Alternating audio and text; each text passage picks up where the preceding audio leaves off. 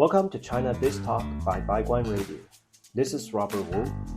2 weeks ago, I hosted an Ask Me Anything live webinar for paid subscribers of Baiguan, where many of you threw at me many interesting questions you have about China. Today, we're releasing the recording of the AMA webinar to paid subscribers like you. If you are a free subscriber, you can listen to a preview that lasts for about 10 minutes, while the full version is more than an hour. You can also check out what are the questions being asked in this recording at the post below. Every few months, we will host this kind of live webinar for our paid subscribers. And every month, we will open AMA chats at Substack app, also exclusive for paid subscribers. All of these features, including all of our paid articles, come at as low as $100 per year. If you wish to have access to these offerings, make sure to subscribe to us. Now, without further ado, let's play the webinar recording now. So Stephen asked what's my thought on this Chinese phrase 民生为大, which is, for those of you who don't know Chinese, it's a phrase about saying that, people's welfare is the most important. That's 民生为大. And that was what President Xi Jinping just said a few days ago when he visited Chongqing, which is a western city of China. And I think it does help.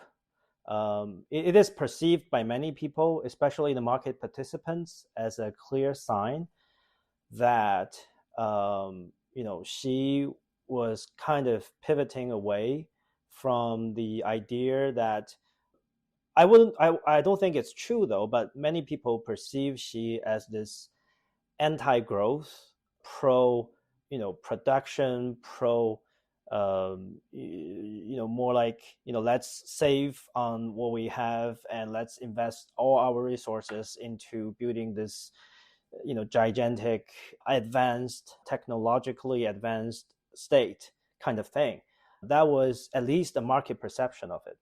And that was also one of the key negative kind of stress on a lot of the investors, I would say, a lot of businesses. And there was a big debate here in China as well. There are basically two camps, right? So there's one camp which is really about, because China, at the technological kind of progress wise, and as the value chain, the industry value chain in the globally wise, we are at the maybe moderate stage. And in order for us to grow, in order for the economy to grow further, in order for people to get more successful, we have to advance in terms of technological development. And there should be a kind of emphasis on that at the expense of other stuff, like, for example, consumption, for example, at, more conspicuous part of the consumption. So that's like one camp of the school of thought. And then there's another camp which is saying, people's welfare is the most important thing. You shouldn't sacrifice the so-called economic development or technology or whatever at the expense of people, individual people's consumer income, expenditure, and etc. So there is this big debate between the two, and the market seemed to perceive that China was heading toward one direction, at least for the last couple of years. And so, I never believe in this kind of story. I never believe in kind of this, dichotomy between like two, and it's always just one of the two. I always think it's just a process. And so when the situation is, tilted toward one part of the balance for too long, it's natural for a counter voice to be heard as well. And it's just, I think, last few days when he made that speech, he also made that deliberately to basically try quite hard to soften this idea that he was somehow anti-growth, that he was somehow anti-welfare, by saying that, basically his claim was that everything he did here was, overall still for the, ultimately is for for individuals' welfare. It's not really for like one man's glory or whatever. It's not for, technological progress for the progress sake. It's for, people's welfare. Ultimately, it's for basically Chinese people to get a better life, health, richer and healthier life. So that piece of kind of, speech was very important. And I think it did kind of, feed into this, improving sentiment overall that foreign investors and also domestic investors about the market. Wow. Mr. Yan has many questions. Let me read through them. Let me first maybe answer the question about Yan, you were from Africa, and you asked about what average Chinese people think of Africa.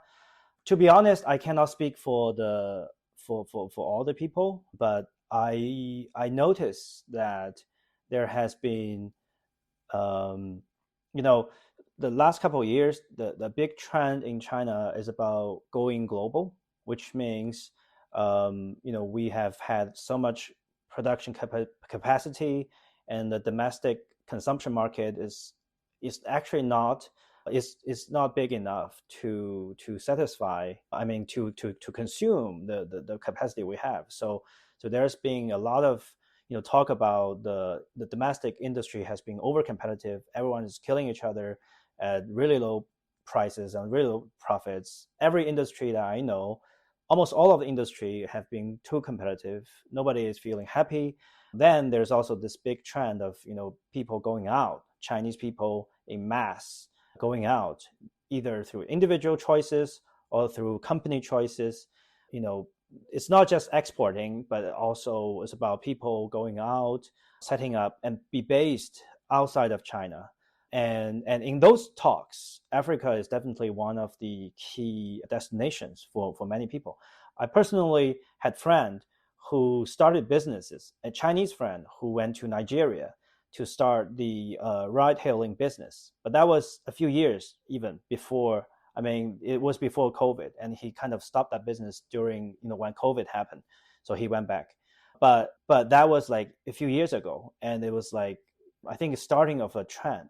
And it's not just Africa, but South America, Southeast Asia, Mexico. So I think it's something for many Chinese people, all these places are just new areas for them to explore, and they are keen to, especially younger people, they are keen to have a experience and develop a new career in those places. Yeah. So wow, there's so many questions now. Okay, Andy read my article on China's venture capital. It was a really, I would say, not controversial, but very popular article. It was read hundreds of thousands of times in China, and actually many times on LinkedIn as well, the English version.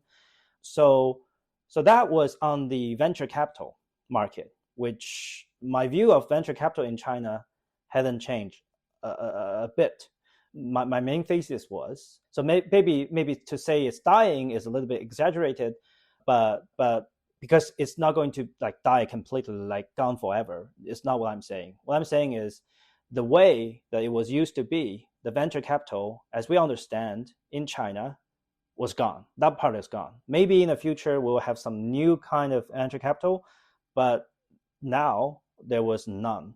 And that was because the whole venture capital in China was a phenomenon, it's a sub-phenomenon of the US venture capital industry, which is also a kind of unique industry in the world, where you have all these long-term capital supporting tons of startups. Many of them will fail, but some of them will become unicorns and super unicorns.